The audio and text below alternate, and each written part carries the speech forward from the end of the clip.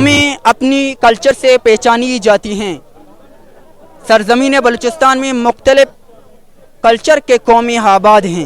دنیا بھر کی طرح آج بلوچستان کے دارالحکومت کوئٹہ میں پشتون کلچر ڈے منایا جا رہا ہے۔ آئیے ہم سے پوچھتے ہیں کہ 23 ستمبر میں پشتون کلچر ڈے منانے کا اس کے پیچھے فلسفہ کیا ہے؟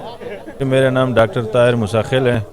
یہ 23 ستمبر کو یہ پورے اس میں پاکستان میں مطلب پوری ورلڈ میں پشتون کلچر ڈے منایا جاتا ہے۔ اس کے پیچھے ایک بڑی تاریخ ہے پشتونوں کو، جو اثر دراز سے آ رہی ہے، حاجی احمد شاہ بابا ابدالی سے آ رہی ہے، اور کافی لمبی تاریخ ہے پشتوں کی۔ پشتوں کا یہ اس دن کا صرف یہ مقصد نہیں ہے کہ آپ یہاں پہ آ کے مطلب ایک دن منایا جائے۔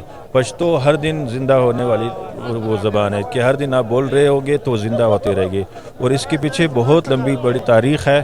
تو اس تاریخ کی مناسبت سے ایک دن یہاں پہ ہم اکٹھے ہو جاتے ہیں، ہم اپنے ثقافتی چیزیں وغیرہ لیا کے جو ہماری کمنگ جنریشن ہے ان کو یہ سارے چیزیں دکھا دیتے کہ یہ جنریشن، کیونکہ اب جنریشن چینج ہوتی جا رہی ہے، لوگ ماڈرنزم کی طرف جا رہے ہیں، تو اس وجہ سے یہ ایک دن ہم نے یہاں پہ منا رہے۔ آج آئے ہوئے انشاءاللہ ہمارے سارے پشتون بھائی آئے ہوئے، اس میں بلوچ بھائی بھی ہمارے ساتھ ہے، ان کی جگہ میں پھر ہم جاتے ہیں، تو اس وجہ سے یہاں پہ سارا آج میلہ لگا ہوا ہے۔ میرا نام بدر جمالہ ہے، اور آج ہماری جو کلچر ڈے ہے، میں سب پشتونوں کو اپنے یہ جو کلچر ڈے کی مبارکی دینا چاہتی ہوں۔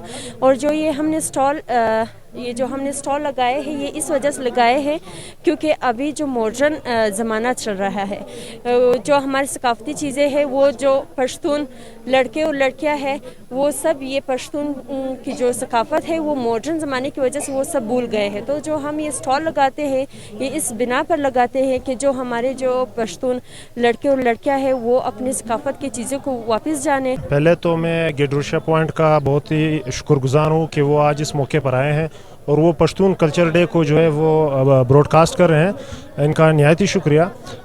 دراصل بات اس طرح سے ہے کہ پشتون قوم جو ہے، پشتون افغان قوم، یہ تقریباً 6000 سالہ تاریخ رکھنے والی قوم ہے، اور مختلف مراحل سے یہ گزری ہے، تو ان کا کلچر جو ہے وہ بھی ایوالو ہوا ہے۔ آج اس کے منانے کا یہ مقصد تھا کہ جس طرح پوری دنیا میں پشتونوں کی ایک امیج بنانے کی کوشش کی جا رہی ہے ڈالر جہاد کے بعد، کہ گویا یہ کوئی ٹیررسٹ پیپل ہے یا یہ کوئی انٹولرنٹ پیپل ہے۔